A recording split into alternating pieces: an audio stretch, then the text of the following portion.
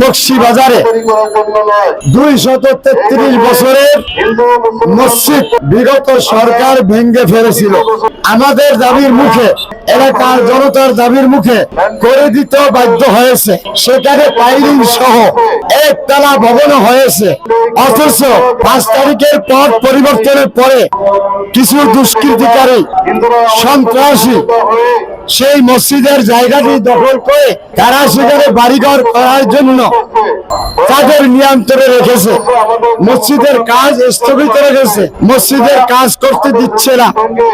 আমাদের দাবি, প্রধান উপদেষ্টা জনাব ডক্টর মোহাম্মদ ইউনূসের প্রতি আগামী 24 ঘন্টার মধ্যে এই দুষ্কৃতিকারী যে বা যারাই হোক লাগে তাদেরকে গ্রেফতার করে মসজিদের কাজ পূর্ণ সম্প্রসারণ এবং কাজ যাতে দ্রুত গতিতে হতে পারে সে ব্যবস্থা করার জন্য